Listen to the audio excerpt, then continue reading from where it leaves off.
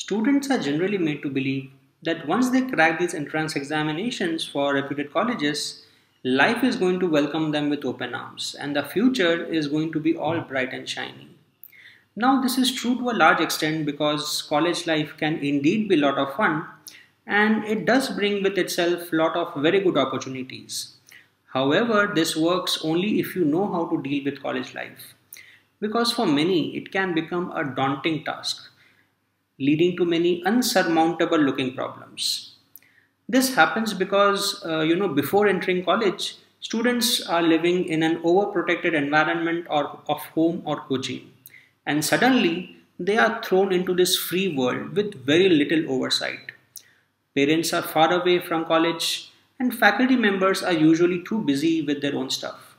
So what do students do? They have a lot of problems and they may have friends with whom they can play and make merry. But for many students, there is hardly anybody with whom they can talk to very freely. And this is a big problem because what happens that if you let's say have a bag and if you have stuffed in a lot of stuff inside it, and now if you're looking for one particular thing, it becomes very difficult to find it. So what do you have to do? You have to unpack everything. You have to remove all the stuff from your bag and then finding that one thing becomes easy. The same principle applies to our mind too. When we stuff too many things inside it, finding solutions to our problems becomes very, very hard.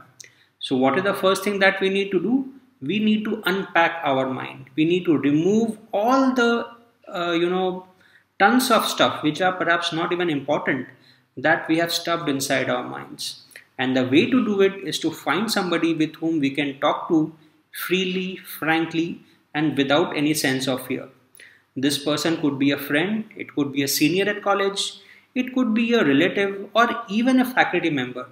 Although there is definitely a age gap and maybe even a generation gap between students and faculty members, but there are faculty members who are willing to help and who are very open and are not judgmental for sure.